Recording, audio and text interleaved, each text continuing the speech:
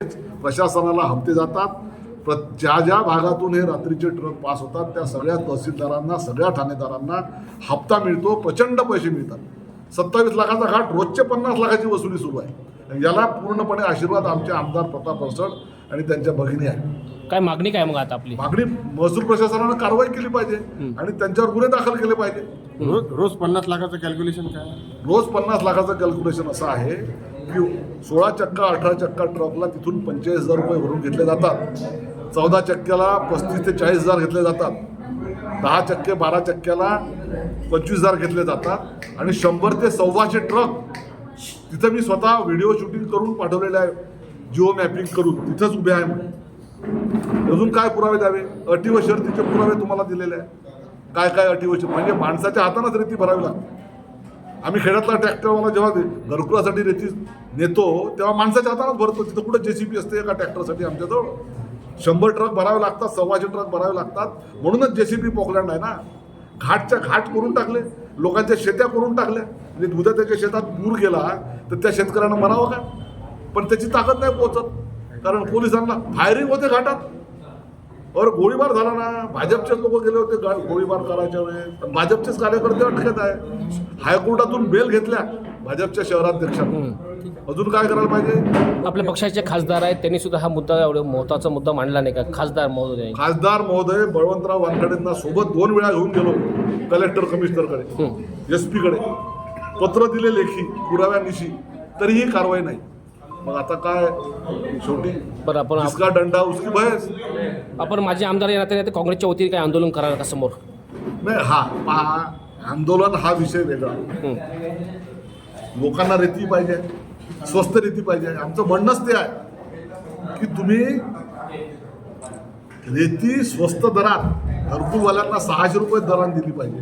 ते न देता 45,000 रुपयात जर एक ट्रक चालला 1000 ब्रासचा, तर सरळ 5,000 6,000 रुपये ब्रास रेती पडून राहिली तरी माणसाच्या घरात त्याचं भाडं धरून 600 रुपये ब्रास कुठं, 6,000 रुपये ब्रास कुठं? म्हणजे बांधकाम करणारे मालकही नुकसानीत, मजुरांनाही मजुरी नाही. पण बांधकामाच्या व्यवसायात सेंट्रिंगवाला, लोखंड बांधणारा, विटा कालवणारा, मसाला कालवणारा अनेक कामगार त्याच्यामध्ये रोजगार अवलंबून आहे. रेती नाही मिळाली तो बंद होतो. म्हणून याचा अर्थ चोरीचीच रेती एवढी प्रचंड महाग, 10 पट महाग रेती. पुढील पवित्र काय घेणार आता आपण यावर? पवित्र आम्ही आपल्याला कळू काय घ्यायचं आहे ते तेव्हा पत्रकार परिषदेत सांगतो. कोर्टात जाऊ.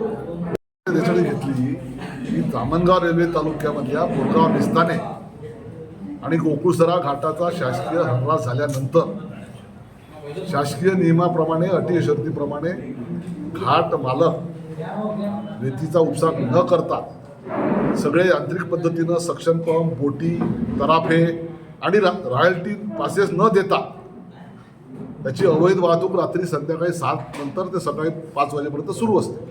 आणि महसूल प्रशासन, पोलीस प्रशासन गावातल्या एखाद्या लहानशा ट्रॅक्टरवाल्यानं रेती नेली घरकुलासाठी, मुरुम नेला घरातल्या अन्नात टाकायसाठी, तर 50,000 रुपये मुरुमवाल्याला दंड. स्वतःच्या शेतीतला मुरुम काढून दिला तर त्याला 50,000 रुपये दंड. ट्रॅक्टरची जप्ती, 1.5 लाख रुपये रेतीवाल्याला दंड, त्याच्या ट्रॅक्टरची जप्ती.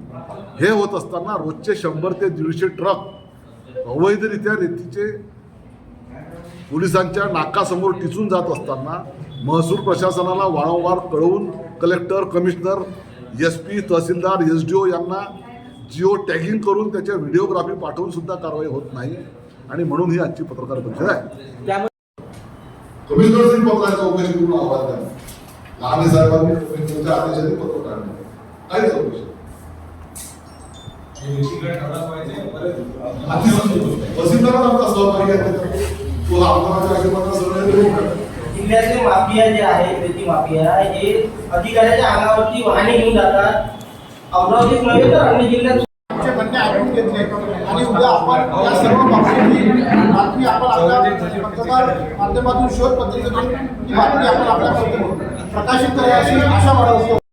आणि पोलीस प्रशासनाने पालन करावं अशी आमची मागणी आहे. धन्यवाद.